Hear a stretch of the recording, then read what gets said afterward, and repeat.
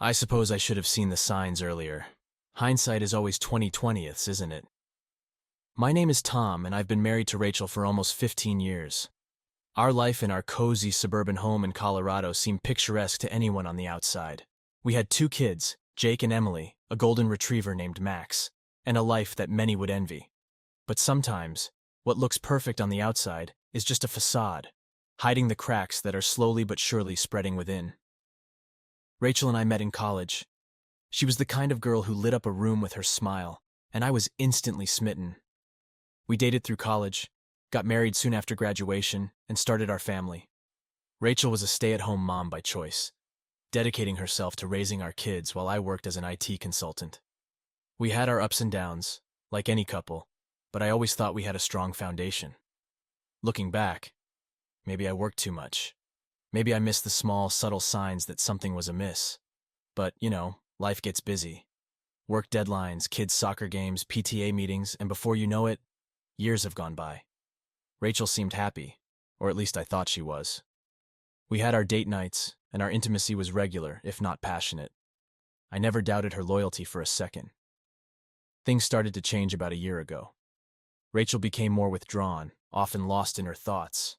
She started dressing up more, even for simple grocery runs. I noticed she was spending more time on her phone, but I brushed it off as her reconnecting with old friends or getting more involved in the kids' school activities. We had an open phone policy. I had nothing to hide, and I assumed she didn't either. How naive I was. The final straw came when I decided to volunteer in Ukraine. It was a spur-of-the-moment decision, inspired by the constant news of the war and the images of suffering that bombarded my social media feeds. I felt compelled to do something, to make a difference. Rachel was surprisingly supportive of my decision, almost too supportive. She encouraged me to go, assured me that she and the kids would be fine, and even helped me pack. Looking back, her eagerness to see me leave should have raised red flags. But at the time, I saw it as her being supportive and understanding of my need to contribute to a greater cause. I kissed her goodbye at the airport, promising to stay in touch as much as possible. Little did I know that my departure would open the floodgates to a torrent of betrayal and heartache. Ukraine was everything and nothing like I expected. The devastation was real, the human suffering palpable. I threw myself into the work, helping in any way I could. I stayed in touch with Rachel and the kids through video calls and texts, but something always seemed off. Rachel was distant, distracted. I chalked it up to the stress of managing everything alone. But the seed of doubt had been planted. It was one of those rare, quiet evenings when I had some downtime that I decided to check my email. I had been so immersed in the volunteer work that I barely had time for anything else. There, amidst the usual spam and work emails, was a message from an unknown sender. The subject line read, "Something you should know." Curiosity piqued. I opened it, and what I found shattered my world. Attached were pictures of Rachel with another man. They were not just friendly pictures, they were intimate, the kind that spoke of a relationship much deeper than mere friendship. There were screenshots of text messages between them, their conversations filled with love, longing, and plans for the future. Plans that did not include me. I stared at the screen, my heart pounding, my mind racing. How long had this been going on? Who was this man? How did they meet? Questions swirled in my head, each one a dagger to my heart. The man in the pictures was someone I vaguely recognized. Mark, a guy from our neighborhood. He had recently divorced and often jogged past our house. I had never given him a second thought. The realization hit me like a freight train. Rachel had been seeing Mark behind my back. The late-night phone calls, the sudden need to dress up, her encouragement for me to go to Ukraine. It all made sense now. She wanted me out of the picture so she could carry on her affair without any hindrance. I felt a surge of anger, a primal rage that threatened to consume me. But mixed with the anger was an overwhelming sense of betrayal and sadness. How could she do this to me, to our family? I wanted to confront her right then and there, but the thousands of miles between us made that impossible. I felt trapped, helpless, and utterly alone. As I sat there, staring at the damning evidence, I knew I had to get back home. I needed to face Rachel, to demand answers, and to decide the future of our marriage. But more than anything, I needed to look into her eyes and see if there was any remorse, any trace of the woman I had fallen in love with all those years ago. Little did I know, this was just the beginning of a journey that would test the very core of my being, a journey that would push me to the brink of sanity and beyond. And as I booked my ticket back home, I steeled myself for the confrontation that awaited me, knowing that my life would never be the same again. The flight back to Colorado felt like the longest journey of my life. Every minute in that cramped airplane seat was a minute too long. My mind raced with thoughts of Rachel and Mark, their betrayal cutting deeper with each passing second. The image of them together, happy and carefree, while I was half a world away, tormented me. I wanted answers, I wanted the truth, but most of all, I wanted to confront the woman I had loved and trusted for so many years. I landed at Denver International Airport a day earlier than planned, not wanting to give Rachel any time to prepare for my return. I hoped the element of surprise would work in my favor. As I drove home, my knuckles white from gripping the steering wheel, I tried to calm the storm raging inside me. I needed to be composed, to approach this with a clear head. But the closer I got to home, the more my anger threatened to boil over. It was late evening when I pulled into our driveway. The house was dark, save for a few lights in the upstairs bedroom. I felt a pang of hope that maybe, just maybe, I had been wrong. Maybe the pictures were old, the messages misunderstood. But as I quietly unlocked the front door and stepped inside, all hope vanished. The sound of laughter drifted down the stairs, followed by the unmistakable sound of a bed creaking. My heart pounded in my chest, the blood rushing in my ears. I moved silently, like a predator stalking its prey. I reached the bedroom door and pushed it open, my worst fears confirmed. There, in our bed, was Rachel, wrapped around Mark, their bodies entwined in a scene of pure betrayal. The shock of seeing them like that, in the very place where we had shared so many intimate moments, hit me like a physical blow. For a moment I was paralyzed, unable to move or speak. Then the rage took over. Without thinking, I grabbed the baseball bat that Jake had left leaning against the wall. I stormed into the room, the bat raised high. Mark barely had time to react before I swung it with all my might, the force of the blow sending him crashing to the floor. Rachel screamed, scrambling to cover herself with the bedsheets. "Tom, what are you doing?" she cried, her voice trembling with fear. I didn't respond. I couldn't. All I saw was red. I swung the bat again, this time hitting Mark's shoulder. He groaned in pain, trying to shield himself from my relentless assault. Rachel jumped off the bed, grabbing my arm in a desperate attempt to stop me. "Tom, please stop! You're going to kill him!" Her touch, her voice, the sheer audacity of her trying to protect her lover, only fueled my rage. I shook her off, glaring at her with a look that could have melted steel. "How could you, Rachel? How could you do this to me? To our family?" My voice was barely recognizable, choked with anger and hurt. Mark managed to get to his feet, his face pale with fear and pain. "Tom, man, I'm sorry. I didn't mean for this to happen," he stammered, holding up his hands in a futile attempt to placate me. I advanced on him, the bat still clutched tightly in my hand. "Sorry? You're sorry? You think that's enough?" I spat, my voice dripping with venom. Rachel stepped between us, her eyes wide with panic. "Tom, please, just stop. We can talk about this." I pushed past her, my eyes locked on Mark. "Get out," I growled. "Get out of my house, and if I ever see you again, I swear to God, I'll kill you." Mark didn't need to be told twice. He grabbed his clothes and bolted out of the room, his footsteps echoing down the stairs and out the front door. The sound of his car starting and speeding away was the only indication that he had escaped my wrath, for now. Rachel stood there trembling, her eyes brimming with tears. "Tom, I'm so sorry. I never meant for you to find out like this." Her words were like gasoline on the fire. "Find out like this? Like this? How long has this been going on, Rachel? How long have you been sneaking around behind my back?" She looked down, unable to meet my gaze. "A few months," she whispered. "I didn't know how to tell you. I didn't want to hurt you." I laughed, a harsh, bitter sound. "Hurt me? You've destroyed me, Rachel. You've destroyed our family. How could you be so selfish?" She finally looked up, her eyes pleading. "Tom, it wasn't just about sex. Mark listened to me. He understood me. We connected in a way that we haven't in years.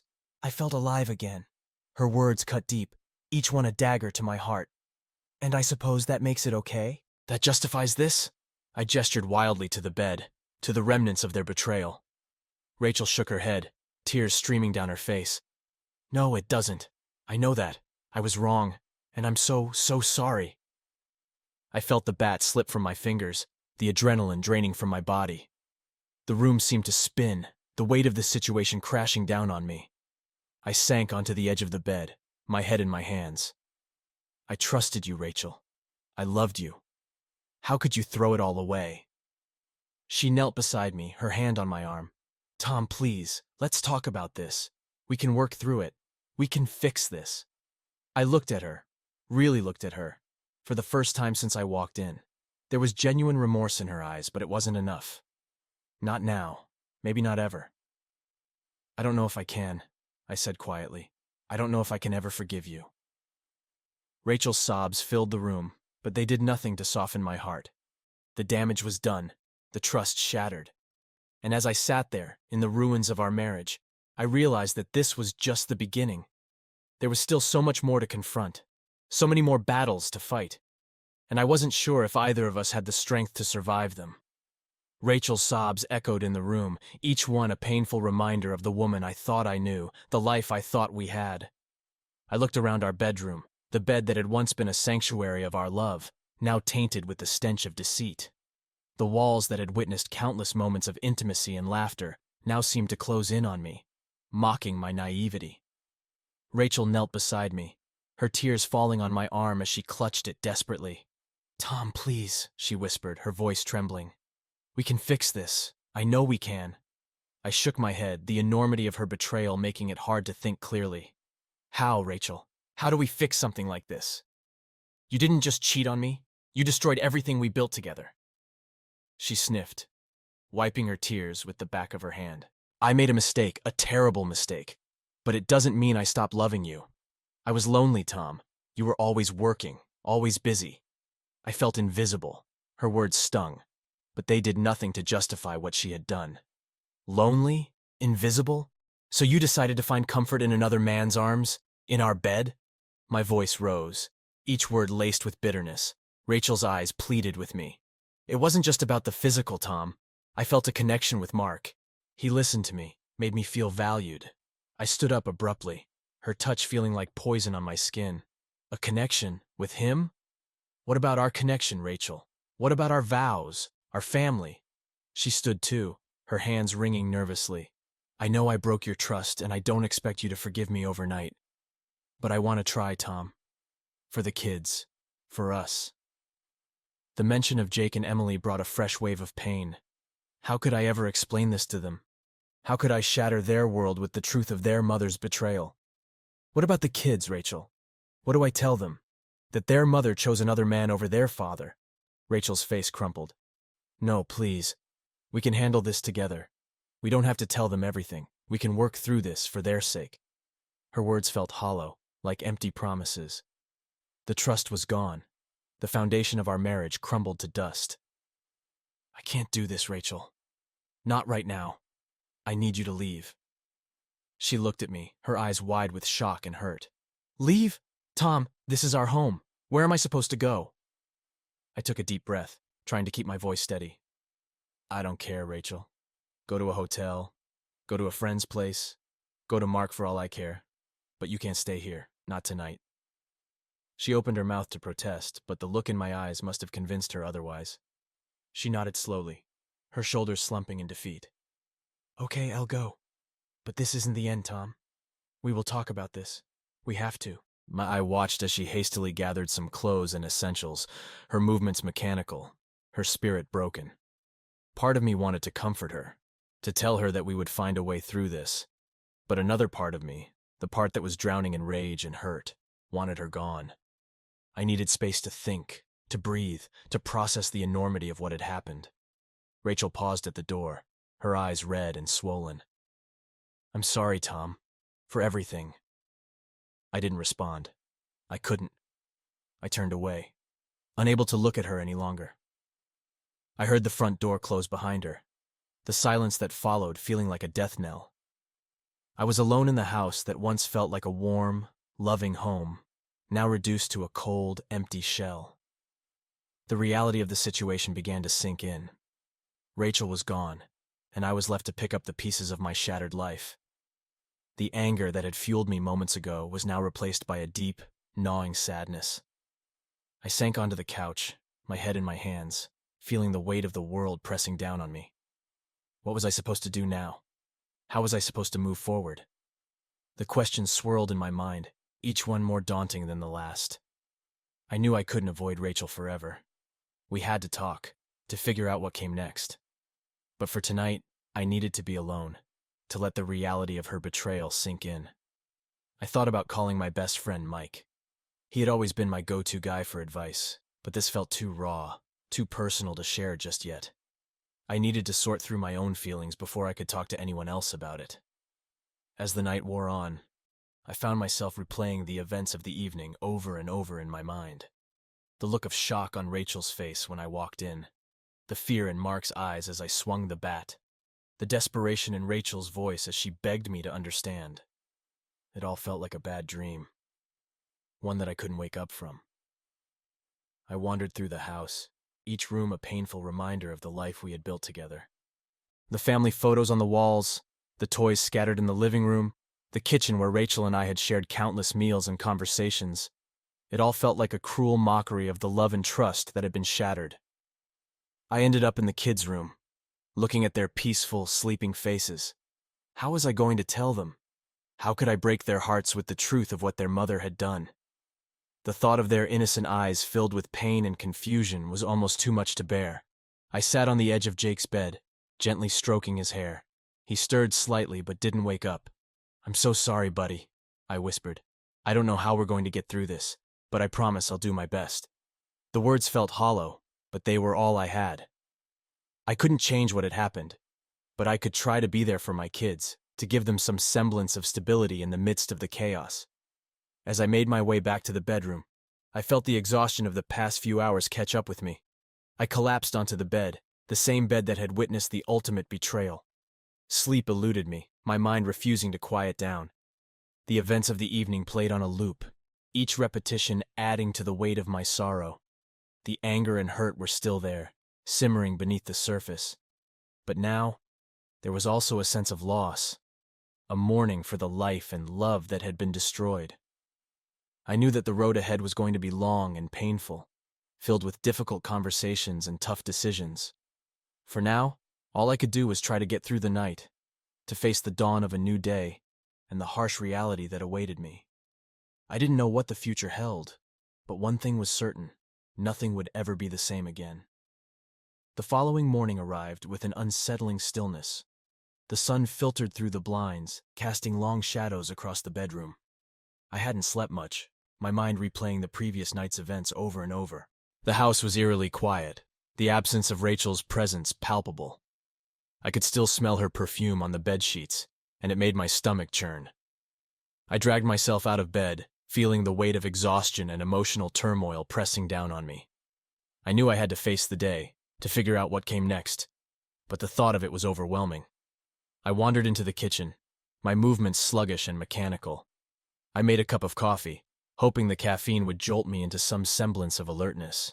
As I sat at the kitchen table nursing my coffee, a flood of emotions washed over me: anger, betrayal, sadness, and something else, something darker: revenge.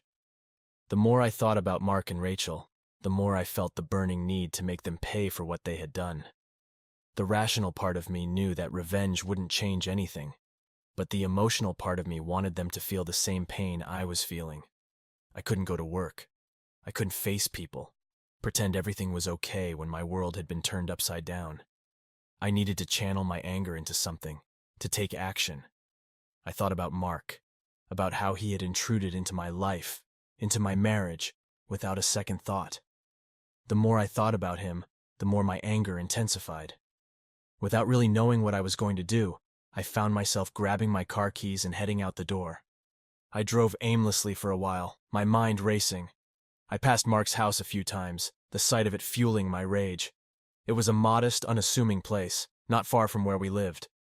I knew he was there, probably thinking he had escaped the worst of my wrath. I parked a few houses down and sat there, staring at his front door. The bat was still in the back seat of my car, a reminder of the violence that had erupted the night before. I felt my fingers curl around the steering wheel, the knuckles turning white. I wanted to hurt him, to make him feel the same physical and emotional pain that I was experiencing. But as I sat there, the rational part of me began to fight back. Hurting Mark wouldn't fix anything. It wouldn't erase the betrayal or mend my broken heart. I needed to be smarter, to think of a way to make him suffer without resorting to physical violence. And then it hit me. His car. That flashy sports car he was so proud of. The one he always showed off around the neighborhood. An idea began to form in my mind, and before I knew it, I was driving to the nearest hardware store. I picked up a few supplies, a can of spray paint, a utility knife, some nails. My hands were shaking as I paid for the items, the cashier giving me a curious look. But I didn't care. All I could think about was making Mark pay. I returned to Mark's house, parking in the same spot a few houses down. I waited until the street was quiet, the neighbors seemingly oblivious to my presence. Then, under the cover of dusk, I made my move. I approached his car, my heart pounding in my chest. The adrenaline coursing through my veins made my movements swift and precise. I started with the spray paint, writing a few choice words across the shiny surface of his car. Words that reflected the betrayal, the pain, the anger. I wanted everyone to see what kind of person he was, to expose his infidelity for all to see. Then I moved on to the tires, slashing them with the utility knife. The sound of the air hissing out of the punctured tires was strangely satisfying. Finally, I took the nails and scattered them around his driveway, ensuring that even if he managed to fix the tires, he'd have a hard time getting anywhere without more damage. I stood back, admiring my handiwork. It wasn't much, but it was something. It was a small taste of the chaos and destruction he had brought into my life. As I walked back to my car, I felt a strange mix of satisfaction and guilt. I knew what I had done was petty, maybe even criminal, but in that moment, it felt justified. It felt like a way to reclaim some control, to lash out at the person who had stolen so much from me. When I got home, the house was still empty and quiet.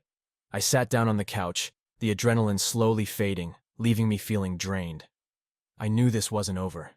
There were still so many questions, so many emotions to sort through. But for now, I had taken a step, however small, towards confronting the pain and betrayal. Rachel called later that evening, her voice tentative and filled with regret. "Tom, can we talk? Please." I took a deep breath, trying to keep my voice steady. "There's nothing to talk about right now, Rachel. You need to stay away for a while. I need time to think." She sighed, a sound filled with sadness. "I understand. But please, Tom, don't shut me out completely. We have to figure this out for the kids if nothing else."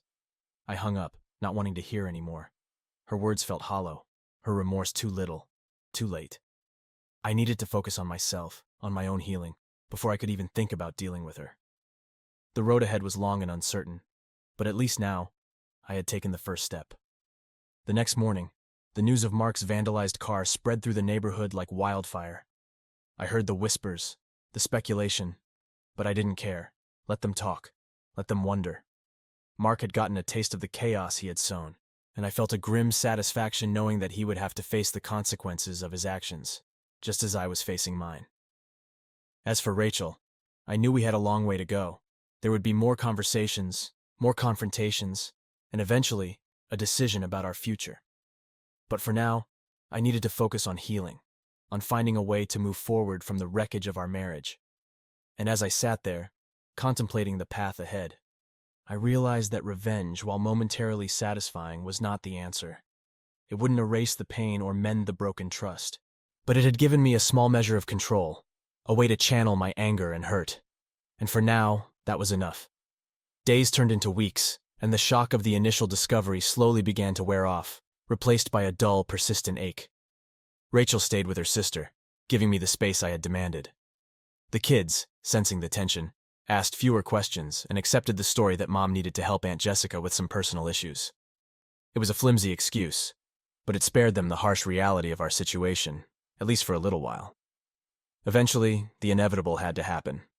Rachel called and asked if we could meet to talk. She suggested a neutral place, a park where we often took the kids. I agreed. feeling a mix of dread and resignation. It was time to face the music, to have the difficult conversation that would determine the future of our relationship. I arrived at the park first, choosing a bench that overlooked the playground where Jake and Emily loved to play. The sight of the empty swings and slides brought a lump to my throat. This place was filled with happy memories, and now it would be tainted by the conversation we were about to have. Rachel arrived a few minutes later, looking tired and worn. Her eyes were red-rimmed and she had clearly lost weight. Part of me felt a pang of sympathy, but I quickly suppressed it. I needed to stay strong, to focus on what needed to be said. "Hi, Tom," she said softly, sitting down beside me. She didn't try to touch me, and for that I was grateful. "Rachel," I replied, my voice cold and distant. "You wanted to talk, so talk."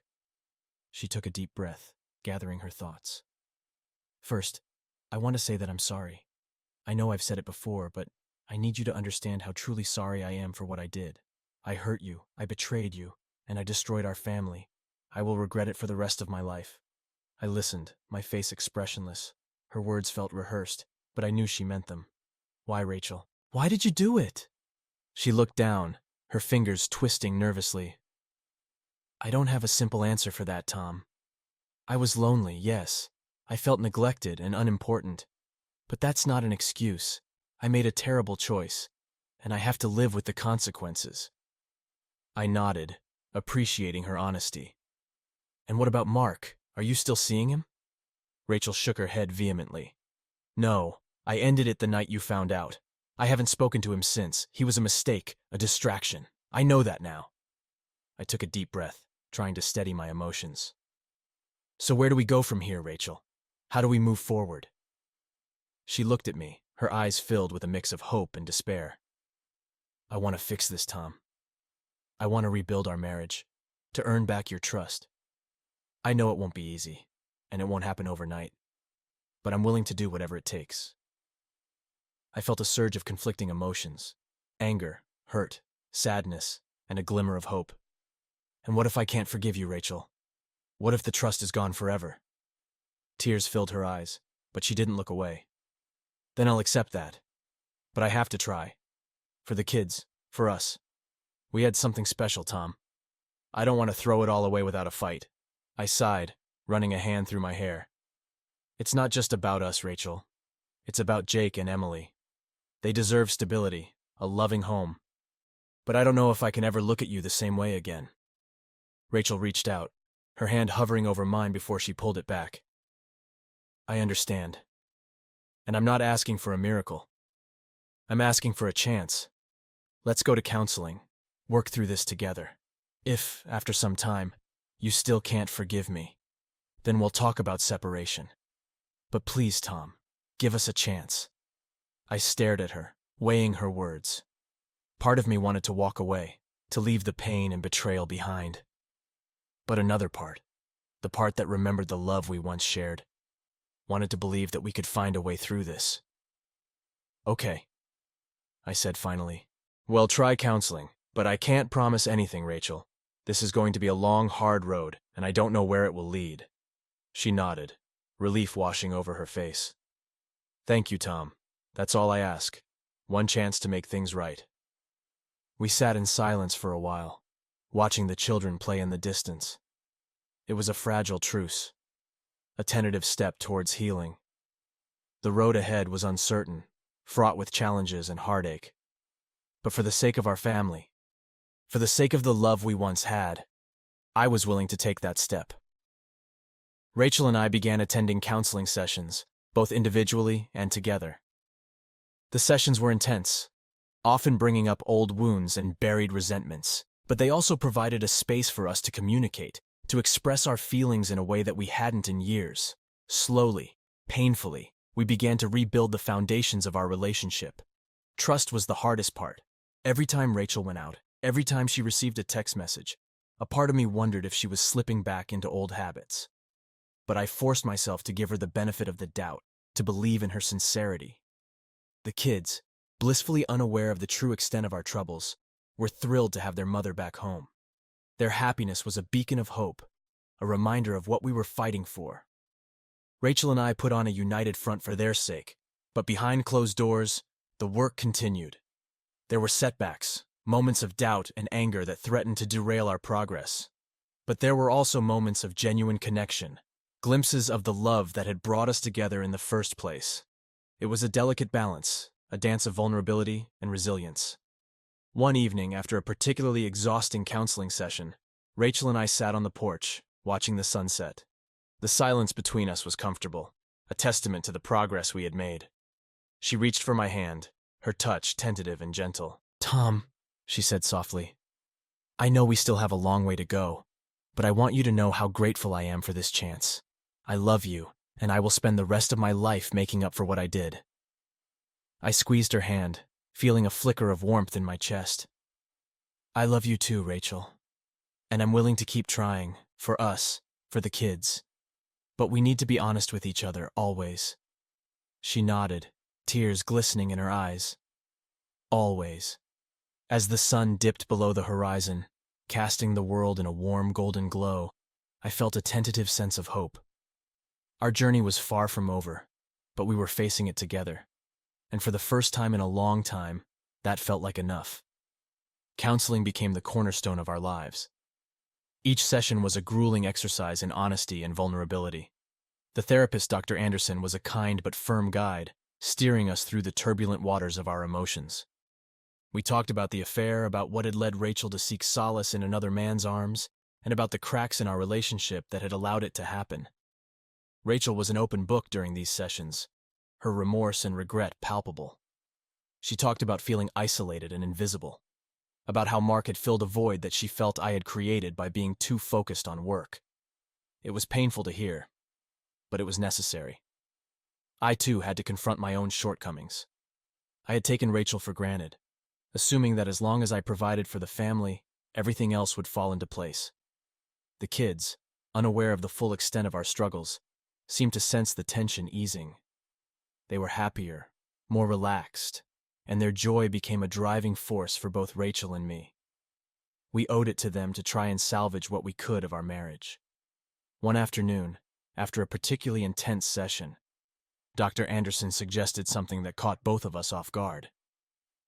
"I think it would be beneficial for you both to take some time apart," she said, her voice calm and steady. "Not a separation, but a retreat. Time to reflect on your own, to process everything without the immediate presence of the other." Rachel looked at me, her eyes wide with fear and uncertainty.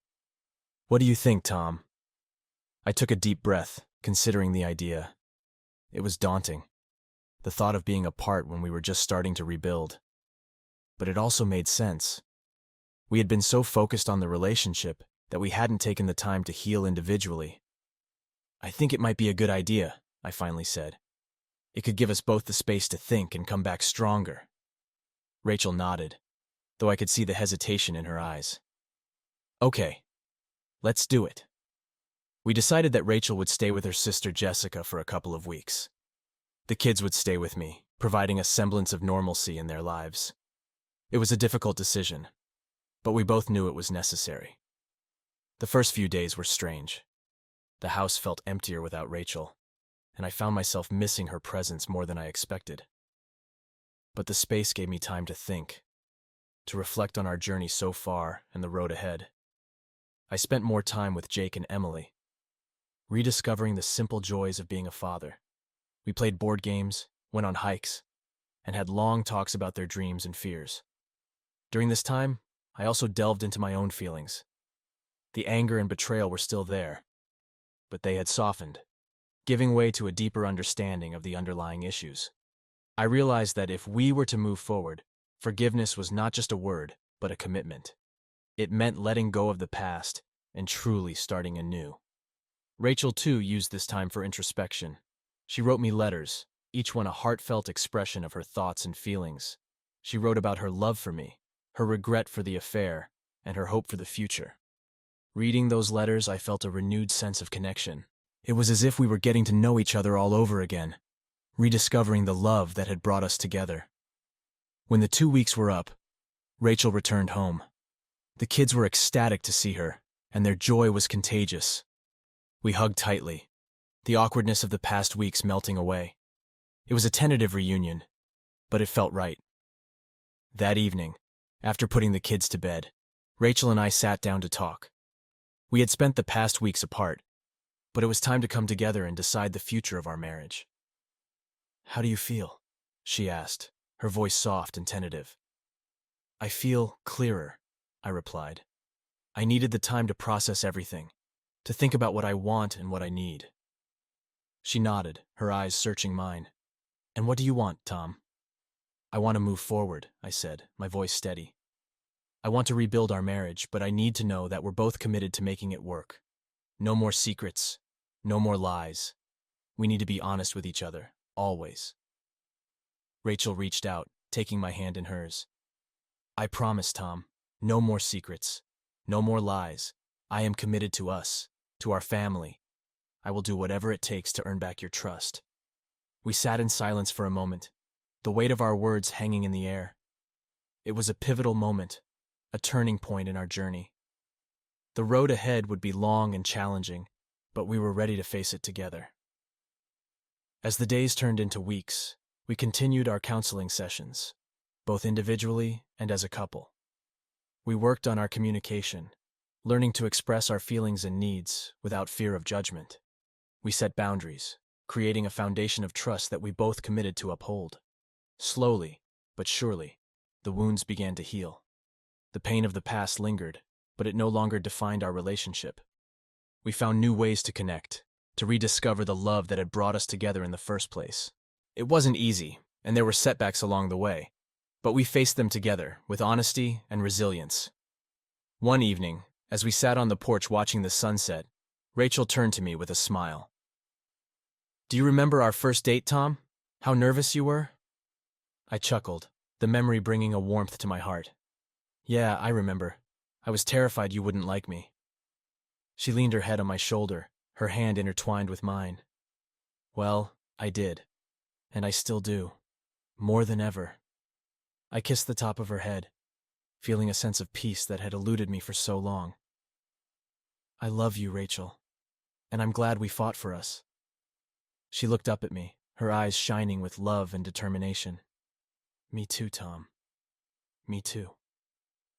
As the sun dipped below the horizon, casting the world in a warm, golden glow, I felt a deep sense of gratitude. Our journey had been filled with pain and heartbreak, but it had also brought us closer, making our love stronger and more resilient. We still had a long way to go, but we were on the right path. And as we faced the future together, hand in hand, I knew that we could overcome anything, as long as we had each other. Months turned into a year, and the healing process, while slow and sometimes painful, gradually led us to a place of stability and renewed hope. The journey was far from over, but Rachel and I had made significant strides in rebuilding the trust and connection that had been shattered by her betrayal. Life began to settle into a new normal. The kids thrived, their laughter and joy a constant reminder of what we were fighting for. Rachel and I continued our counseling, using the tools we learned to navigate the complexities of our relationship. We made time for each other, prioritizing our marriage in a way we hadn't before. Date nights, weekend getaways, and simple, heartfelt conversations became the glue that held us together. One day, as I was working in the yard, Rachel came outside with a smile on her face. She handed me a glass of lemonade and sat down on the porch steps. "Tom, I've been thinking," she began, her voice tinged with both excitement and nervousness. I took a sip of the lemonade, enjoying the cool, refreshing taste. "Thinking about what?" She took a deep breath, her eyes meeting mine. "About us. About the future. I want to start fresh, really fresh. I think we should move." Her words caught me off guard. "Move? Where to?" "Not far, just a new house, a new neighborhood. A place that doesn't hold the memories of what happened. A place where we can build new memories, new experiences, without the shadows of the past looming over us." I considered her suggestion. The idea of a fresh start was appealing. Our current home, despite the happy moments, was also a constant reminder of the pain and betrayal we had endured.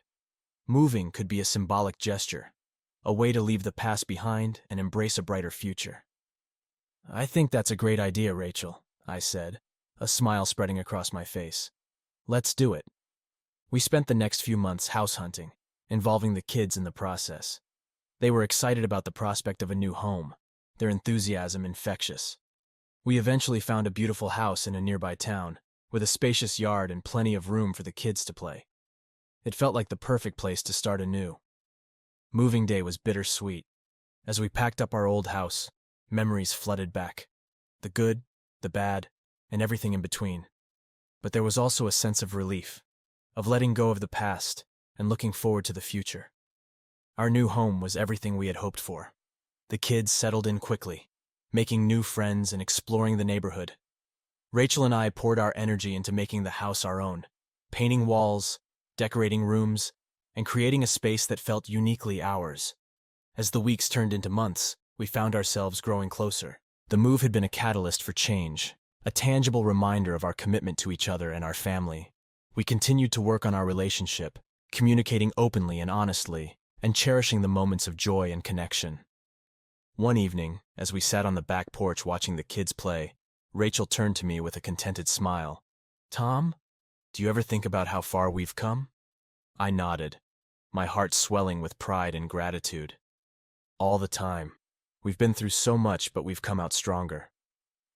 She reached for my hand, her touch warm and reassuring. "I love you, Tom. Thank you for believing in us, for giving us a second chance." I squeezed her hand, feeling the depth of my love for her. "I love you too, Rachel, and I'm so glad we fought for our family." As the sun set, casting a golden glow over our new home, I felt a profound sense of peace. The journey had been long and difficult, but it had also been transformative. We had faced our demons, confronted our fears, and emerged stronger and more resilient. Our new life was a testament to the power of love, forgiveness, and commitment. It wasn't perfect, but it was real, and it was ours. We had learned to cherish the moments of joy, to support each other through the challenges, and to never take our love for granted. As I watched Jake and Emily playing in the yard, their laughter filling the air, I felt a deep sense of fulfillment. Our family had been through a storm, but we had weathered it together. And now, as we stood on the threshold of a new chapter, I knew that whatever the future held, we would face it with strength, love, and unwavering commitment. Rachel leaned her head on my shoulder, her eyes reflecting the same sense of peace and contentment that I felt. "Here's to our new life," she whispered. I smiled, feeling the warmth of her love and the promise of a brighter future. "To our new life," I echoed, knowing that we had finally found our way back to each other. And as we sat there watching the sun set on our new home, I knew that we were exactly where we were meant to be, together as a family, ready to embrace whatever came next.